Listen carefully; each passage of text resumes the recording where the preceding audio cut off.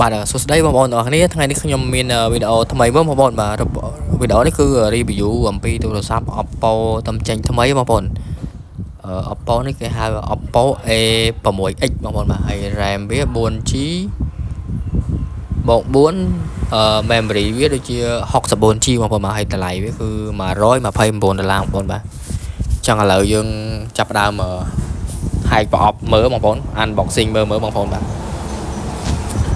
បាទហើយហ្នឹងហើយបាទហើយទូរស័ព្ទនេះគឺលំដាប់ថវិកាបងប្អូនតម្លៃ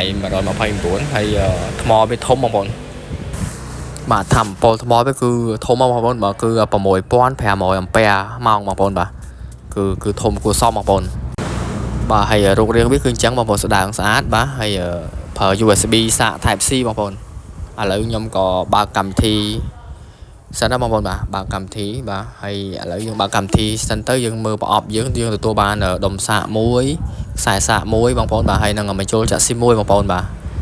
ហើយកាដូគេគឺគេ free ឲ្យសបកទូរស័ព្ទមួយបងខេះជ័រវាស្រោមជ័រថ្លាមួយបងប្អូនបាទស្រោមជ័រថ្លាទៅគឺអាស៊ីនហ្នឹងគឺស្វិតល្អបងប្អូនបើសិនជាយើងទិញខាងក្រៅដាក់វាអត់សូវមាំដូចអាស៊ីនទេបងប្អូនអាស៊ីនគឺមាំល្អបងប្អូន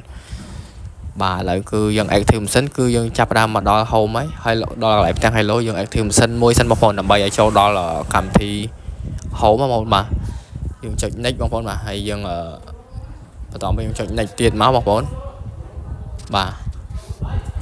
យើងចុច skip បាទហ្នឹងហើយបន្តមកទៀតយើងចុចពាក្យskip ទៀតបងប្អូនបាទហ្នឹងហើយយើងចុចតាមតាណៅរបស់វាមកយើងចុច next រហូតដល់បងប្អូន